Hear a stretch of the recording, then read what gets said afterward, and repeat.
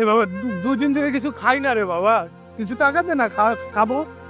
এই 500 টাকায় আছে, চলেন দুজনে মিলে কিছু খাই, আমি আর আপনি। হ্যাঁ হ্যাঁ হ্যাঁ হ্যাঁ। ওয়ালাইকুম আসসালাম। আপনাকে পরশু আমার কলেজের সামনে দেখেছিলাম না? আপনি পড়াশোনা করেন নাকি? জি ম্যাডাম। ও, কোন সাবজেক্ট? ম্যাডাম আমি ওই বাংলা কলেজের রাষ্ট্রবিজ্ঞানে মাস্টার্স। ও আচ্ছা, আপনাকে যেখানে দেখেছিলাম আমিও ওই কলেজেরই শিক্ষার্থী, বাংলা দিকটা বসে ছাত্র। ম্যাডাম তাহলে তো খুবই ভালো। আমি আপনার কলেজের জুনিয়র, আমাকে ম্যাডাম বলতে হবে না, আমার নাম তিথি, আমাকে নাম ধরে ডাকবেন, ঠিক আছে?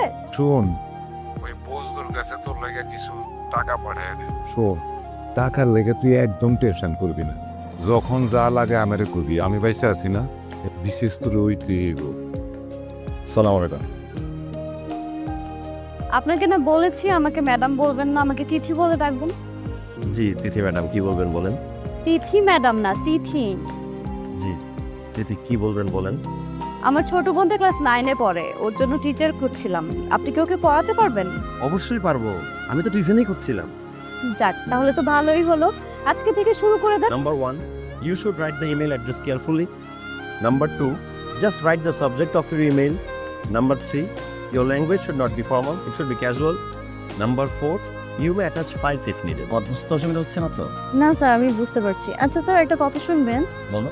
আমার আপু না ইংরেজিতে খুব দুর্বল, আপুকে একটু ইংরেজি পড়াবেন। ও পাফনামিং হচ্ছে না? এই বুঝলো ভাই, এটা তোর বুঝলো ভাই, এই চেয়ার টেবিলগুলো কার? তুই নিচে বসে পড়াশোনা করিস, আমার না ভাল থাকে না, এই জন্য ভাবলাম যে আমার ভাই টেবিল চেয়ারে বসে পড়াশোনা করে। আর আছে কিন্তু আপু বাসায় নেই তো? না মানে মনে মনে যদি আপুকে খুঁজেন তাই বললাম। তোমার আপুকে আমি মনে মনে কেন খুঁজতে যাবো? তাহলে কাকে খুঁজবেন? কাউকেই না।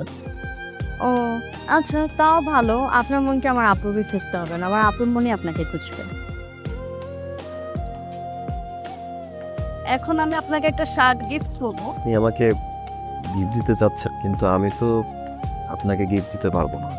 আমার তো কোনো গিফটের প্রয়োজনই নেই, আপনি ভাইভাতে চান্স পেলে আমার সব থেকে ভালো গিফটটা পাওয়া হয়ে যাবে। তাকে আর পড়াতে আসতে হবে না। কেন, কি হয়েছে? এই প্রশ্নের উত্তর তো আমি তোকে দেবো না। আসুন, এই মাসে 15 তারিখ আমার বন্ধু ছেলে সুমন বিদেশ থেকে বাংলাদেশে আসবে। 18 তারিখ তোদের বিয়ে। আমার কথা আবদ্ধ হলে তুই তোর বাবাকে হারাবি। আজকে তো তোর চাকরিও নাই, টিউশনই নাই, এই বাসাও থাকতে পারবি না। কিন্তু বুঝলো ভাই, আমার অপরাধটা কি? তুই একটা দারোয়ান,